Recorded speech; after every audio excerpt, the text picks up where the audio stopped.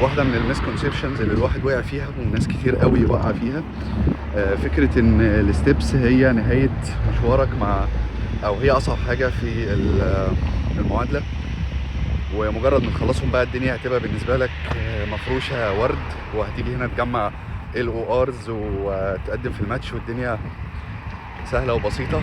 او انت بيبقى في بالك اللي هو انا طلعت من مصر مفيش حاجه اصعب من كده، بس لا، هنا الدنيا اصعب من كده. انا مش بقول كده عشان احبطك، بس بقول كده عشان تحط رياليستيك اكسبكتيشنز وانت جاي.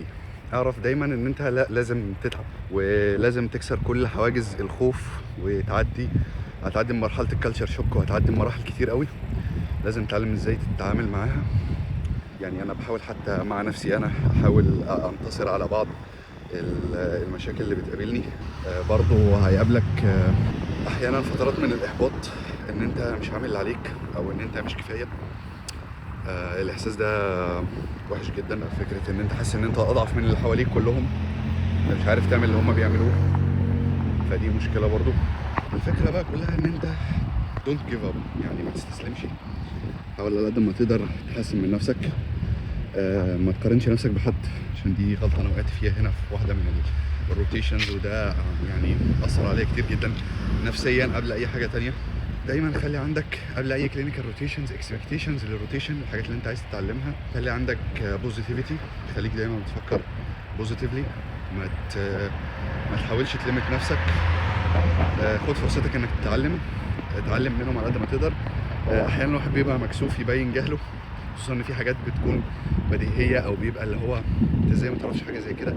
لا عادي، يعني استمتع بكونك ما تعرفش، لان هو في كتير هيساعدك وهيعلمك. اختار الاماكن اللي انت هتروتيت فيها كويس، اختارها كويس، لان دي الاماكن اللي هتلاقي فيها الناس اللي تساعدك واللي تقدر توجهك ان انت تأوفركم المشاكل اللي عندك. يعني كمثال، واحده من المميزات اللي مفتقدها الصراحه هنا في كليفلاند كلينيك، او يمكن في قسم الانترفنشن كارديولوجيك منه ادفانسد شويه، انه الريزيدنت، عدم تعاملك مع الريزيدنت بيبقى عنده خلفيه اكتر، وعنده باشن اكتر ان هو يعلمك، لان هو قريب منك في السن ومر باللي انت مريت بيه. انما في سب سبيشاليتي كبيره غالبا، يعني الناس دي مخلصه ريزيدنسي 4 سنين، فيعني هو مش هيبقى فاضي يعلمك في الاغلب. دي واحده من المشاكل يعني. ممكن ما يعلمكش، او مش هيبقى فاضيلك بالحد اللي انت متوقعه، فكونك اقرب للريزيدنت هيعلمك كتير. حاجه تانية برضو على حسب الكوميونتي والبروجرام، في بروجرامز بتعلم كويس، وفي بروجرامز لا، في بروجرامز الناس اللي فيها هيلبفول جدا، وفي بروجرامز لا.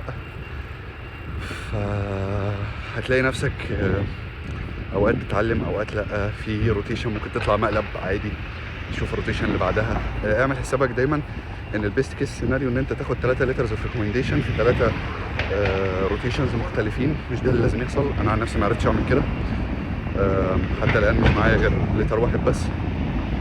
هل هقدر اجيب اللتر التاني قبل ما امشي من هنا ولا لا؟ لسه مش عارفين، بس اتمنى ان شاء الله ان انا اخده قبل ما امشي. الانستتيوشنز الكبيره بيكون اصعب فيها شويه انك تثبت نفسك، بس في نفس الوقت الانستتيوشنز الصغيره او الاماكن الصغيره اللي فيها ستودنتس كتير برضو بيبقى صعب فيها انك تثبت نفسك، لان في ستودنتس كتير، فانت لازم تبقى كومبيتيتيف بالنسبه لهم. فالحقيقه ما اقدرش اريكومند حاجه معينه، بس ادينا بشارككم لحظه بلحظه التطورات وخيبات الامال والنجاحات